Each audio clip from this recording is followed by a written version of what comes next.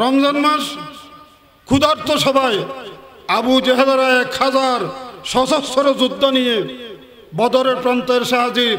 মুহাম্মদ রাসূলুল্লাহ সাল্লাল্লাহু আলাইহি সাল্লামের কাছে খবর পৌঁছে গেল, নবীজি আগেভাগে থেকে তার অন্য ব্যাপার প্রস্তুতি নিচ্ছিলেন, কিন্তু আচমকা মুখোমুখি হয়ে গেছে। তখন আল্লাহর হাবিব নির্দেশ দিলেন, তোমরা প্রস্তুতি নাও, এখন এই দিন রক্ষার্থে, কোরআন রক্ষার্থে জিহাদের ঝাঁপিয়ে পড়তে হবে। তোমরা সবাই প্রস্তুতি গ্রহণ করো।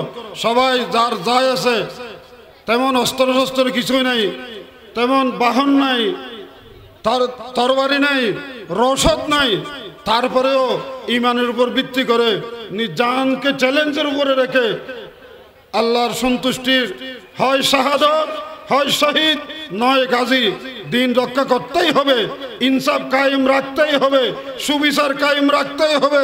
ইসলামের বিপক্ষ শত্রুদের সাথে শেষ রক্তবিন্দু না জড়া পর্যন্ত এদের মোকাবেলায় আমরা 1 ইঞ্চি পিছপা হতে পারবো না। এই প্রত্যয়ে, এই দৃঢ় শপথে সবাই যখন প্রস্তুতি নিচ্ছিল, দুটো ছোট শিশু কিশোর 11 বছর আর 9 বছরের দুটো ভাই, যাদের নাম মাআজ আর মুআওয়াজ, তারা আল্লাহর হাবিবের কাছে হাত জোর করে আবেদন করলেন, হুজুর আমরাও জিহাদে যেতে চাই, আমরাও যুদ্ধ করতে চাই। তোমরা অপ্রাপ্ত বয়স্ক, তোমাদের উপর জিহাদ ফরজ নাই, তোমরা দোয়া করো, তোমরা আমাদের রসদপত্রগুলো পাহারা দাও। না হুজুর, আপনি আমাদেরকে এই লাইন থেকে বাদ দিবেন না। আল্লাহর হাবিব বললেন, তোমরা তো ছোট, তোমাদের বহু ট্রেনিংয়ের প্রয়োজন আছে। এক ভাই বলে উঠলো, বড় ভাই, হুজুর আপনি আমাদের শক্তিমত্তা পরীক্ষা করুন, আমাদেরকে একটু সুযোগ দেন, আমাদেরকে জিহাদ থেকে বঞ্চিত করবেন না। আমার মায়ের সাথে আমরা ওয়াদা করে এসেছি, মা আমাদেরকে ঘর থেকে বের করে দিয়েছে, 2 মুঠো অন্য দিয়ে আমাদের থেকে ওয়াদা নিয়েছে, তোমরা যাও উহুদের বদরের ময়দানে ঝাঁপিয়ে পড়ো। আল্লাহর নবীকে, আল্লাহর কোরআনকে দুনিয়া থেকে উৎখাত করার জন্য আবু জেহেল তার সর্বশক্তি নিয়োগ করে বদরের ময়দানে এসে গেছে। যাও আমার কলিজার টুকরা 2 চক্ষু মাআজ আর মুআওয়াজ, তোমরা দুবাই চলে যাও, তোমার বাবার আগে জান্নাতে চলে গেছে। তোমরা গিয়ে হয় আবু জেহেলকে, ইসলামের মহাশত্রুকে দুনিয়া থেকে বিদায় করে দিবে, না হয় তোমাদের কল্যাণ নিয়ে তোমরা ফিরে আসবে না, তোমাদেরকে আল্লাহর রাস্তায় সুবর্দ করে দিলাম। আল্লাহু আকবার। এই কথা মায়ের কাছে হুজুর আমরা ওয়াদা করে এসেছি, আহাতুল্লাহ আমুতু আও আমুতু দুনাহু, আহাতুল্লাহ নাকতুলাহু, আমরা ওয়াদা করেছি, আমরা প্রতিশ্রুতিবদ্ধ হয়ে এসেছি, আমরা আবু জেহেলকে, ইসলামের শত্রুকে চিরতরে দুনিয়া থেকে বিদায় করে দিব, মিটিয়ে দেব। আমরা না হয় নিজেরা শাহাদাতের নজরানা পেশ করব। হুজুর আমাদেরকে আপনি তুচ্ছ করিয়েন না, আমরা শক্তিশালী, আমাদের দেখতে ছোট হলেও আমাদের গায়ে রক্ত আছে, শক্তি আছে, সাহস আছে। হুজুর তাদেরকে অনুমতি দিলেন। যুদ্ধের ময়দানে সংক্ষেপ কথা, তুমুল যুদ্ধ শুরু হয়ে গেছে। একদিকে হযরত আব্দুর রহমান ইবনে আওফ রাদিয়াল্লাহু তাআলা, তিনি যুদ্ধ চলাকালীন অবস্থায় তার বাম দিকে ডান দিকে একটু এদিক ওদিক তাকাচ্ছিলেন। হঠাৎ ইজান ফিতিয়ান হাদিস সান শব্দ এসেছে বুখারী শরীফে, 2টা অপ্রাপ্ত বয়স্ক ছোট ছোট বাচ্চার মতো লাগে আমার ডানে পাশে, আমার ডাইনে বামে যারা উপস্থিত, আমি তখন তাদেরকে দেখে আমার কলিজা কম্পন ধরে গেছে। এই ছোট্ট শিশুরা কিভাবে যুদ্ধ করবে, যুদ্ধের ময়দান থেকে নিজকে কিভাবে আত্মরক্ষা করবে, তাদেরকে আমি কিভাবে সামাল দেব, শত্রুতার সামনে নবীজিকে আক্রমণ করার জন্য এসেছে।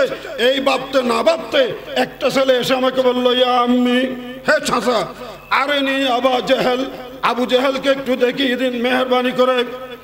এই বালকের এই কথা শুনে আমি আশ্চর্য হয়ে গেলাম। ছোট্ট ছেলে, মা তাসনাউন আবি। আমি তাকে পুনরায় জিজ্ঞেস করে প্রশ্ন করলাম, আবু জেহেলকে নিয়ে তুমি কি করবে? আবু জেহেলের পরিচয় কেন চাও? চাচা, আহাতুল্লাহ আন আকতুলাহু, আমি আমার মায়ের সাথে ওয়াদা করে এসেছি, শপথ করে এসেছি, আজকে নাকি আবু জেহেল তার সমস্ত শক্তি নিয়ে নবীজির বিরুদ্ধে, ইসলামের বিরুদ্ধে যুদ্ধে এসেছে, লড়াই করতে এসেছে। হয় ইসলাম থাকবে, না আবু জেহেলের সালতানাত থাকবে। আমার মা এই কথা শুনে আমাদেরকে ডেকে আমাদের কলিজার টুকরো সন্তানদের চোখের পুতুলি সন্তানদের মায়া ত্যাগ করে নবীজির প্রেমে উদ্বুদ্ধ হয়ে কোরআন প্রতিষ্ঠায় আল্লাহর দ্বীন আল্লাহর জমিনে প্রতিষ্ঠিত রাখার জন্য আমাদেরকে অক্ষ করে দিয়েছে।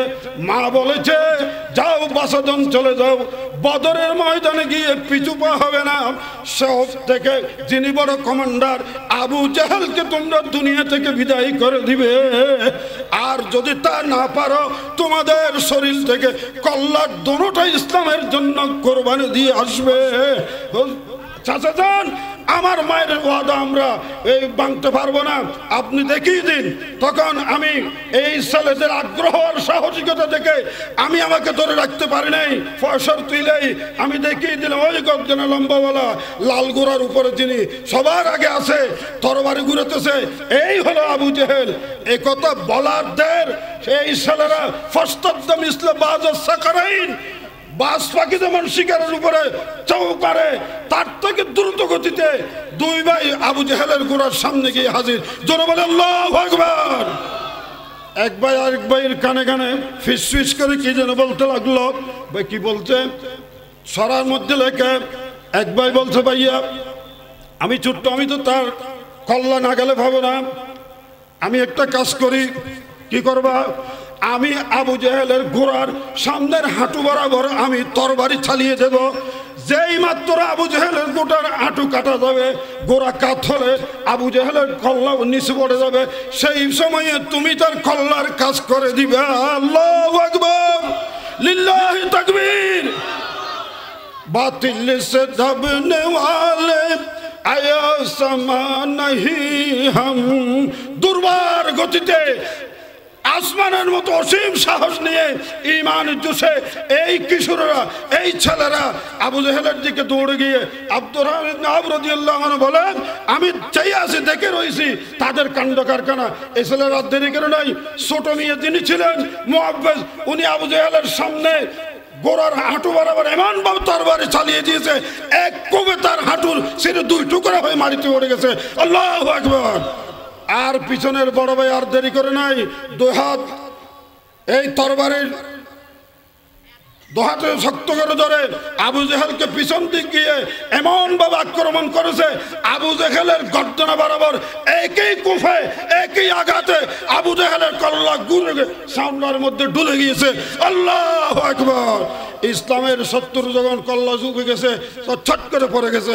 আবু জেহেলের ছেলে ইকরামা তখন মুসলমান হন নাই, তার পিছ থেকে দেখেছে তার বাপকে শেষ করে যুদ্ধের পুত্র দুটো গুঁড়ো গুঁড়ো ছেলে, সে আর রাগে থেকে না পারে পিছন থেকে এসে মুআব্বিজ বড় ভাইকে এমন একটা খোঁক দিছে, তার এই বাজু বাম হাতের গোড়া থেকে হাতটা কেটে গিয়েছে।